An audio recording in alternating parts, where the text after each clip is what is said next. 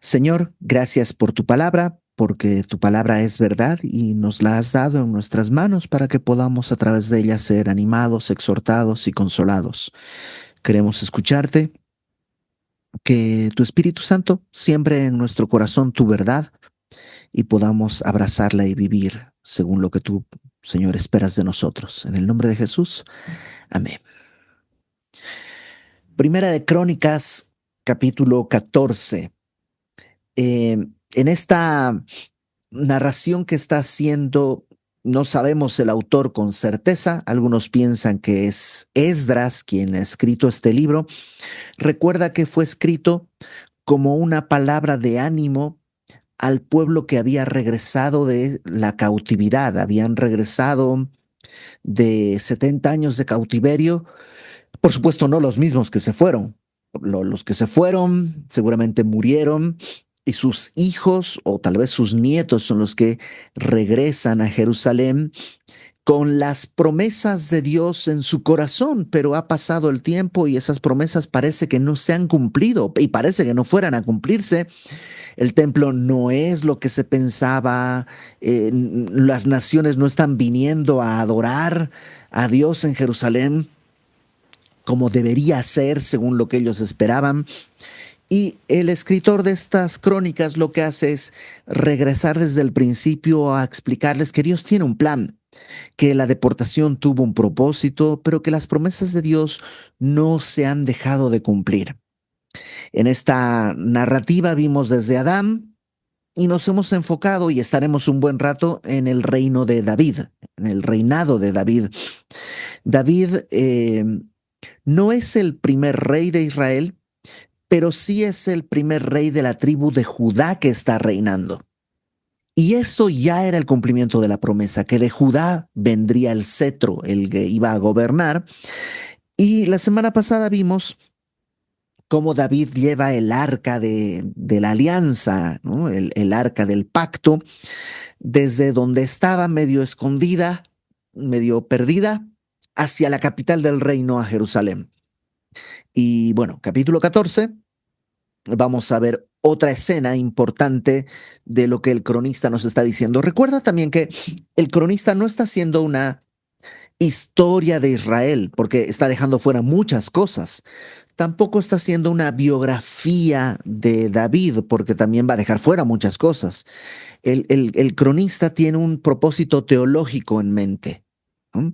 Es como que si yo te cuento algún aspecto de mi vida, no te voy a contar todo lo que viví, sino solo lo relacionado a lo que quiero enfatizar. Y el cronista en este momento quiere mostrarnos algunos aspectos de la vida de David que vamos a ver. Dice, capítulo 14. Hiram, rey de Tiro. Tiro es una ciudad fenicia que está al norte de Jerusalén, en la costa del mar Mediterráneo. Tiro y Sidón, seguramente has oído siempre mencionadas, son dos ciudades fenicias. Los fenicios, el día de hoy es lo que es el Líbano. Los fenicios eran grandes comerciantes, grandes navegantes. Y dice que Hiram, rey de Tiro, envió a David embajadores de madera y de cedro eh, y albañiles, perdón, embajadores y madera de cedro y albañiles y carpinteros para que le edificasen una casa. ¿Mm? ¿Y eso por qué? ¿No?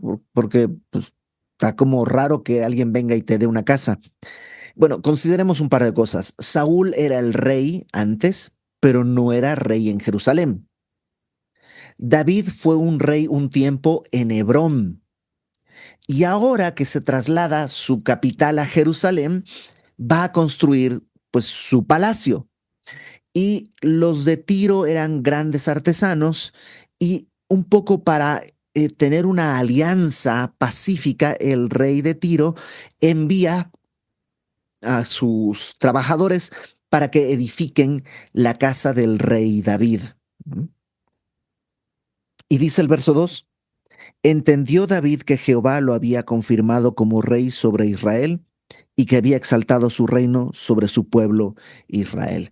David todavía en este punto, pues seguramente tenía temor, porque ten en cuenta que él ya había sido ungido, ya había sido llamado, pero primero Saúl no lo quería, lo intentaba matar, y luego cuando Saúl muere, no toda la nación lo acepta, sino solamente Judá, y luego ya toda la nación lo acepta, pero, pero todavía está como que, pues, ¿será que voy a ser el rey? No, tiene dudas.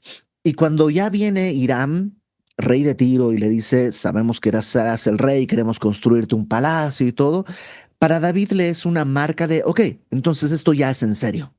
Ya se siente confirmado en el reino, porque incluso de otras naciones ahora lo están reconociendo como rey de todo Israel, de toda la nación.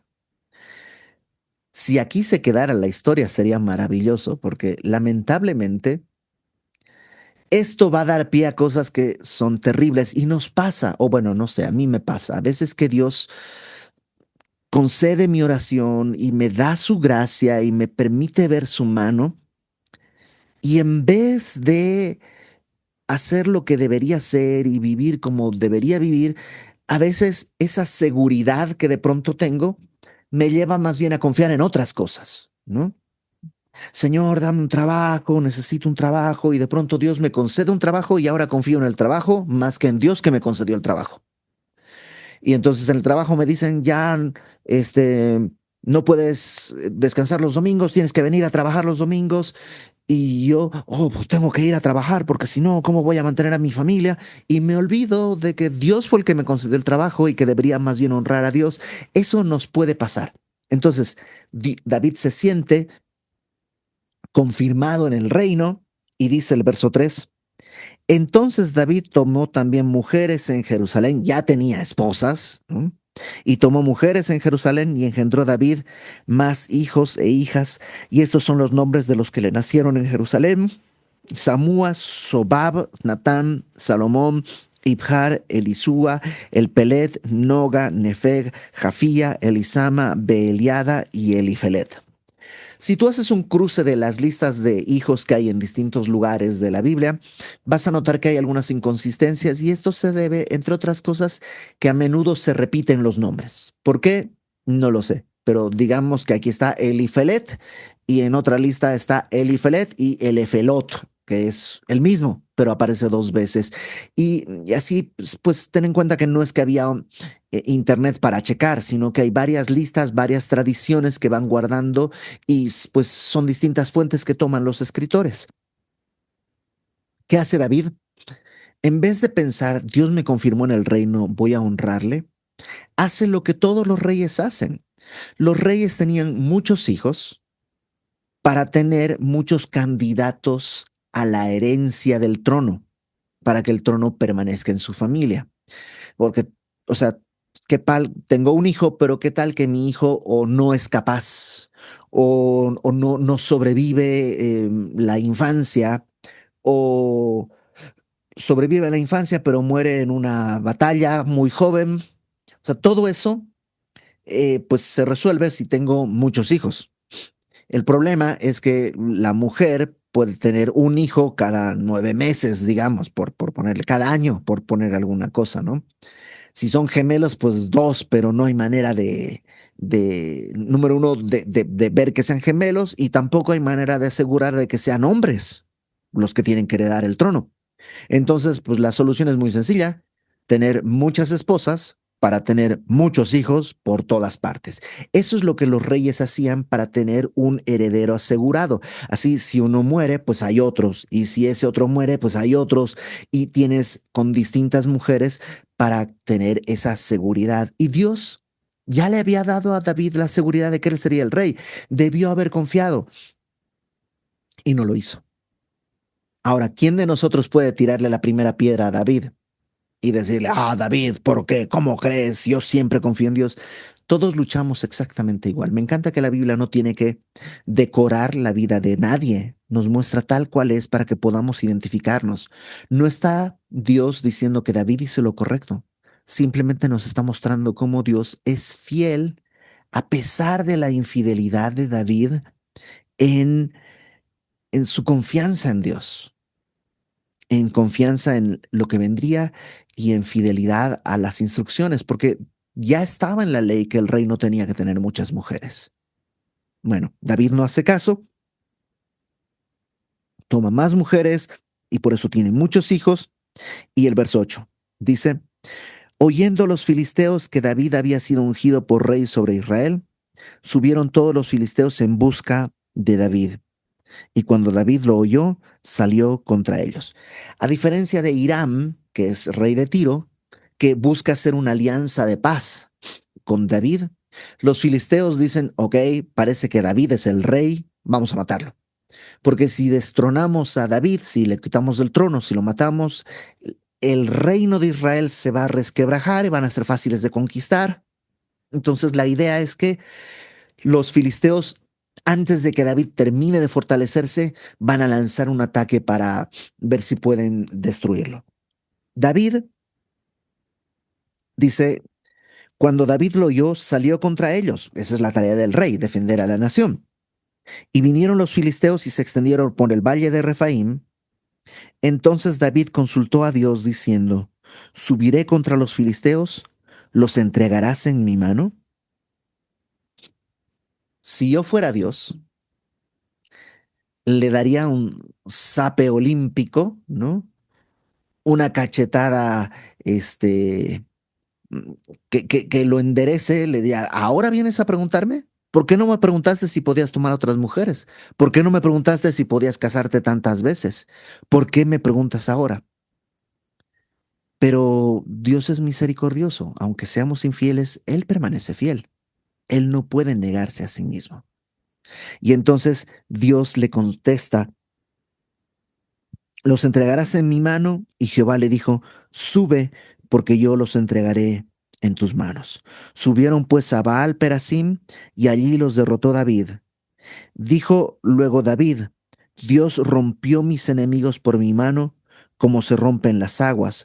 Por eso llamaron el nombre de aquel lugar Baal Perasim, que quiere decir el Señor quebranta.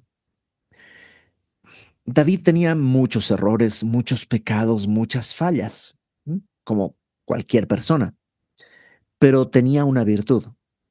Número uno, sabía que Dios es real y consulta con Dios. Y número dos, le dio la gloria a Dios. Le permitió a Dios, más bien, proclamó a que todo el mundo sepa que no es que Él es un gran estratega, es que Dios entregó en su mano al ejército. Em,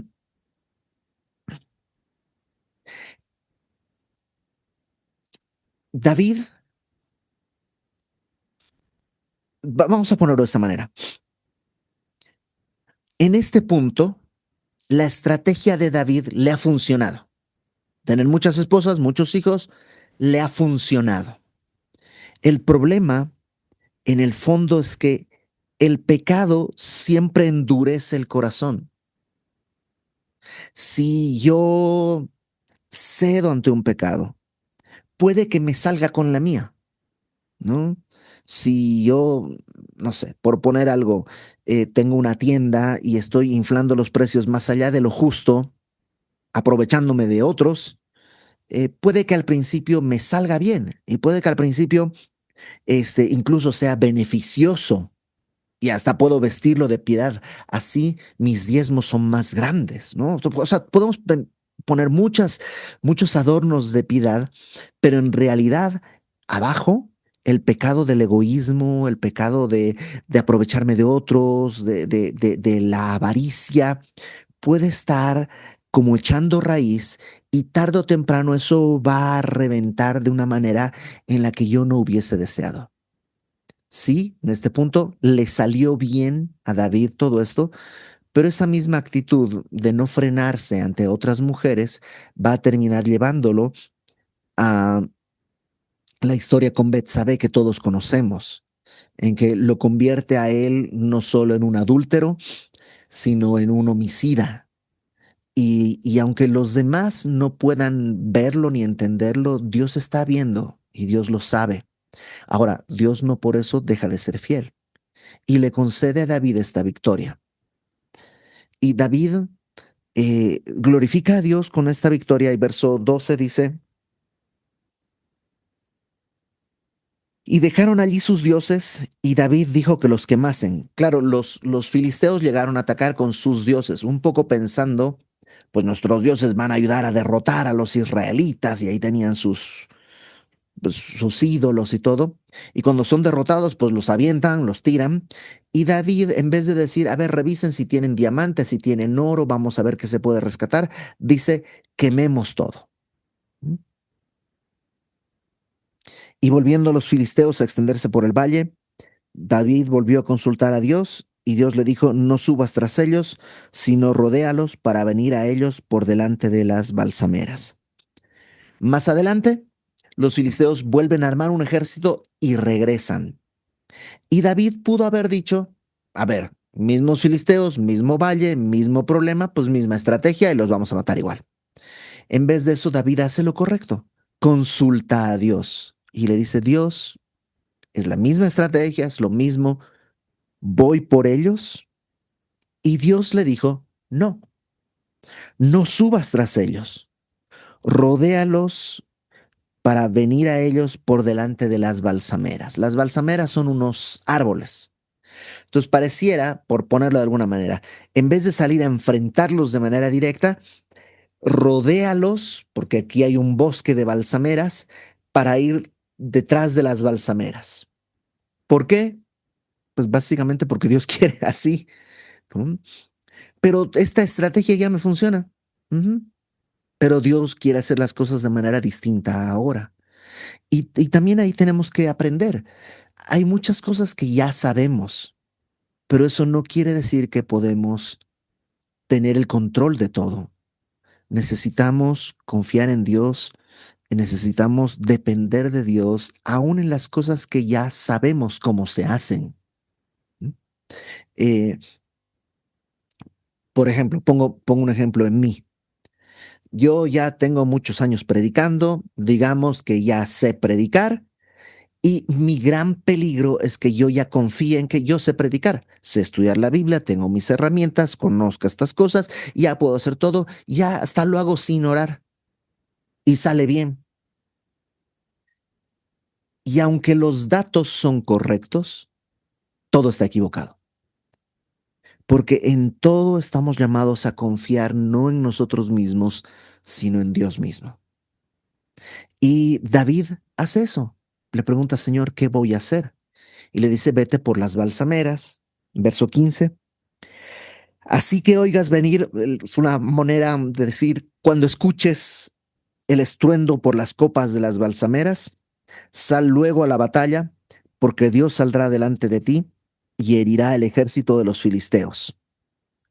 Spurgeon, cuando tiene una prédica acerca de este pasaje, y Spurgeon dice que es el ejército de Dios caminando por las copas de las balsameras. Y cuando David escuche eso, que el ejército de Dios camina marchando, entonces le dice, vas, porque ahora, porque Dios quiere, no va a usar el ejército de David para vencer, como fue la primera vez, sino va a usar su ejército celestial para vencer.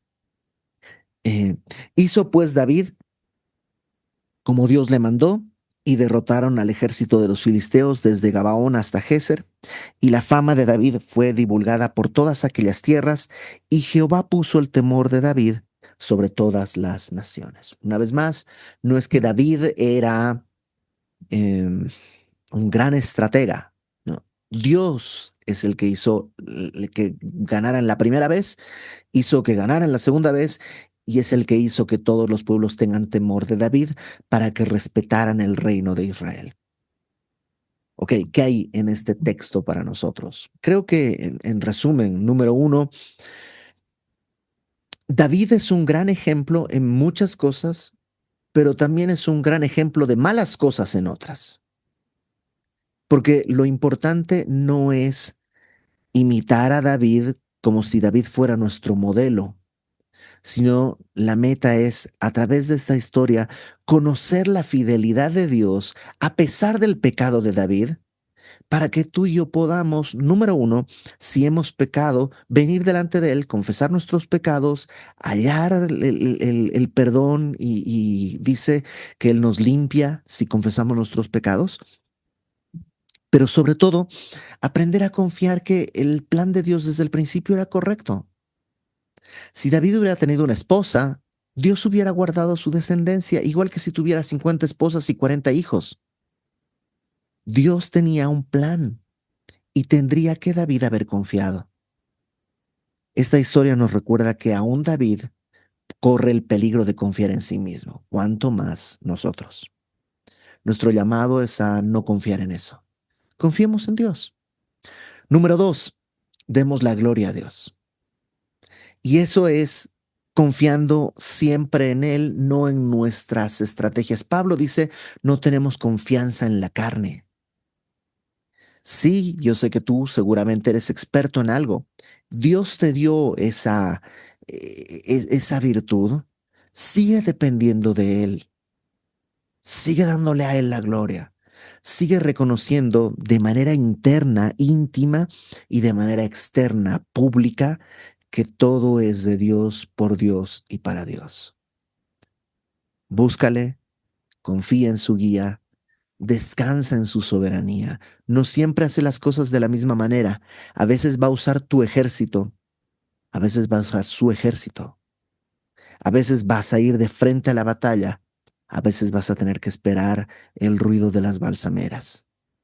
Pero cuando Dios diga, cuando escuches el ruido de las balsameras, lánzate a la batalla, entonces también cree que si Dios está moviendo las balsameras, es tiempo de pelear. ¿Y cómo voy a saber? Conociéndole día a día. Un bebé no tiene que explicarle a su papá, papá, siento que tengo cólico. Por favor, ¿podrías darme un medicamento?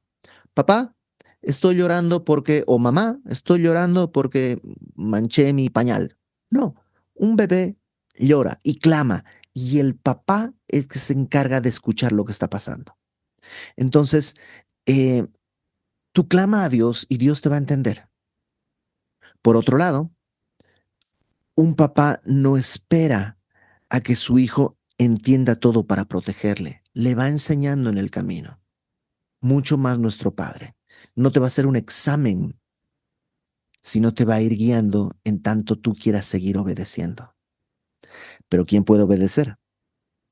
Pues en nuestra carne nadie. Por eso vamos a orar y que Dios nos permita vivir esto de manera diaria a través de su Espíritu. Vamos a orar. Señor, necesitamos de tu Espíritu para confesar nuestros pecados, para recibir tu perdón, para transformar nuestra vida, para confiar en ti en el momento de la espera y para confiar en ti cuando hay que avanzar. Ayúdanos a escucharte. Enséñanos a conocer tu voz de tal manera que podamos ser obedientes a tu palabra y a tu mandamiento. Tuya es la gloria y queremos que así sea. Solo queremos ser instrumentos fieles en tu mano que pueden glorificar todo lo que tú haces. Y aquí estamos para todo lo que tú quieras hacer. En el nombre de Jesús. Amén.